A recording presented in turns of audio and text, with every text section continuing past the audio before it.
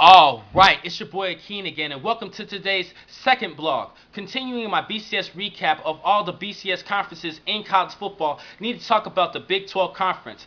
Arguably, this conference has the best offensive teams in college football. Most of these teams average 30 points per game, led by Oklahoma State, who finally won the Big 12 Conference, outbidding Oklahoma and Kansas State. With just one loss, they're going to face Stanford in the Fiesta Bowl. That's going to be a great game, and I will give you a preview of that particular game. Now, it's time for me to give you my Offensive Player of the Year, as well as the other award winners for all the teams and players of the Big 12 Conference. Offensive Player of the Year, this is a no-brainer. Robert Griffin III, RG3, Heisman Trophy winner, the first Baylor Bear to do that. He led the nation in passing efficiency, and he's actually one of my top rated quarterbacks coming into next year's NFL draft. He has a big arm, he could throw the deep ball, and he is an underrated dual threat. Over 600 yards rushing this season with 9 rushing touchdowns to go along with 36 passing touchdowns. He's a great dual threat quarterback, and I know that a lot of NFL scouts are looking at this player for this year's NFL draft.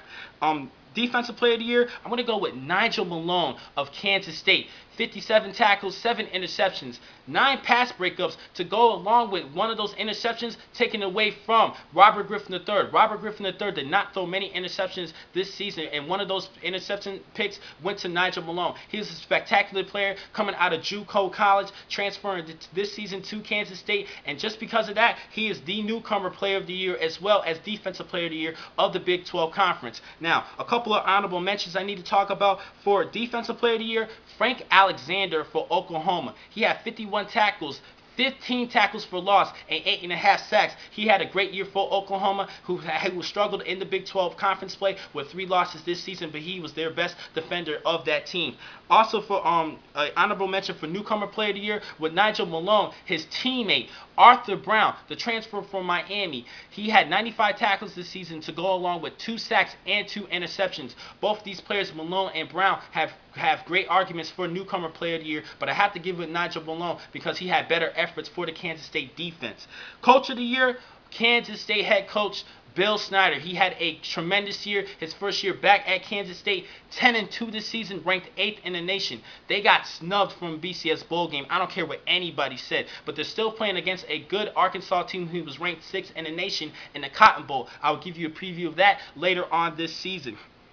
Now this is a no-brainer for Surprise Team of the Year. Kansas State, they had a big season, ranked 8th, barely got snubbed from BCS bowl game, and I just can't believe that they just threw a curveball throughout the nation in college football because nobody expected them to do this well. A 10-win season under Coach Bill Snyder. This is a tough, disciplined team led by quarterback Collin Klein, and I believe if it wasn't for our Robert Griffin III, I believe that Collin Klein would have won Offensive Player of the Year award for the Big 12 Conference. 26 rushing touchdowns this season, which leads the league, to go along with 12 passing touchdowns. He has a lot of heart, a true leader for this team, and plus, for this team, Collin Klein, he was actually a receiver last season, and he had to make the transition from wide receiver to quarterback this year. And under Coach Bill Snyder, he kept this team disciplined, and this Kansas State team deserves so many awards for the Big 12 Conference. Defensive Player of the Year, Newcomer Player of the Year, Coach of the Year, as well as the Surprise Team. The most disappointing team in the Big 12 Conference is Texas A&M Aggies.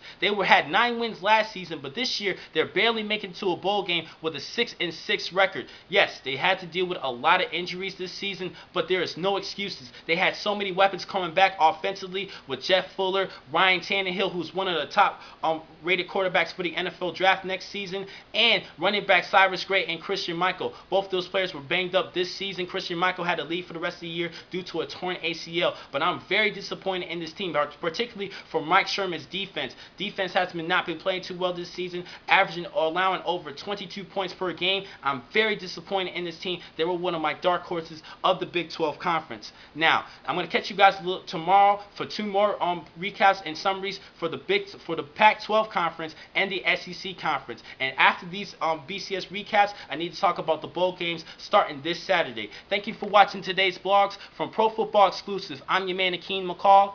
Be easy.